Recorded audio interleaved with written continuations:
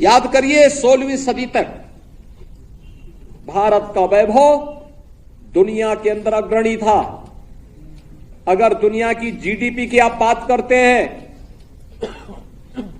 तो दुनिया की अर्थव्यवस्था का आधा भाग का नेतृत्व अकेले हिंदुस्तान करता था 16वीं सदी तक। इतना समृद्ध भारत था और यह तब था जब कई सौ वर्षों तक लगातार विदेशी आक्रांताओं के आक्रमण को यह झेल रहा था। आप सबके सामने फिर वही है, परिणाम फिर आपके सामने वही है। तिथि बदली है लेकिन चेहरे बदले होंगे, लेकिन घटनाओं का स्वरूप उसी प्रकार का है जो 1947 में हुआ था। वही तो पाकिस्तान में आज भी हो रहा है। वही तो पूर्वी पाकिस्तान कहा जाने वाला आज का बांग्लादेश में वही तो हो रहा है। उस समय 10 लाख हिंदू एक साथ काटे गए थे। हिंदू सिख सभी थे, एक साथ काटे गए थे। और आज भी वही आगजनी, वही तोड़फोड़, वही लूटपाट, बहन और बेटियों के साथ वही अत्याचार, उसी प्रकार की त्रासदी का दृश्य आज भी हम सबके सामने है। आखिर कब इतिहास की इन गलतियों से हम सबक सीखेंगे? और आज मैं आप सबसे यही कहने के लिए आया हूं। हम आभारी हैं प्रधानमंत्री मोदी जी के, जिन्होंने इतिहास के इन काले अध्यायों से पर्दा उठा करके देश की जनता की आंखों को खोलने का काम किया है। 1.5 करोड़ हिंदू किस तरीके से बांग्लादेश के अंदर आज चिल्ला चिल्ला करके अपने आप को, अपनी अस्मिता को बचाने के लिए गुहार लगा रहे हैं और दुनिया के मुंह सिले हुए हैं।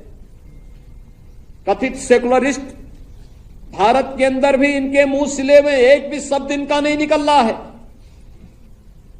क्योंकि उनको भय है कि अगर इन निरीह कमजोर लोगों के पक्ष में इन्होंने आवाज निकाली तो इनका वोट बैंक खिसक जाए। लेकिन हमारा संकल्प है, महर्षि अरविंद ने जो 1947 के पहले घोषणा की थी,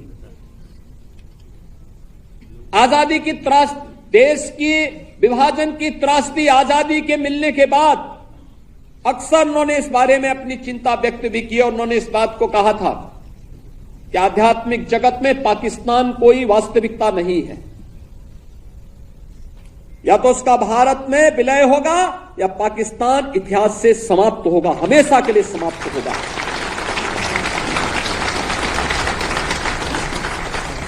क्योंकि आध्यात्मिक जगत में जब जिसका कोई वास्तविक अस्तित्व नहीं है उसको नष्ट ही होना है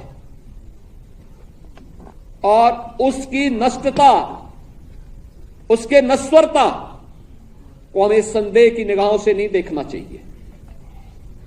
हमें यह मानना चाहिए ये होगा, लेकिन इसके लिए हमें भी तैयार होना होगा, हमें भी अपने आप को तैयार करना होगा।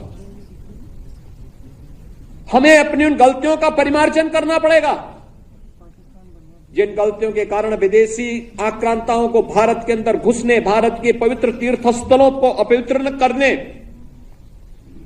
भारत की परंपरा और संस्कृति को नष्ट करने का एक अवसर जिन्हें प्राप्त हुआ था, उस प्रकार की गलतियों को, वह विभाजन की जो त्रासदी तक हमें पहुंचाया है, वह जातीय विभाजन के रूप में, क्षेत्रीय विभाजन के रूप में, भाषाई विभाजन के रूप में, इन सभी से उभर करके हम सबको राष्ट्र प्रथम के भाव के साथ मिलकर के कार्य करना होगा। भारत की आजादी इस बात के लिए हम सबका आह्वान कर रही है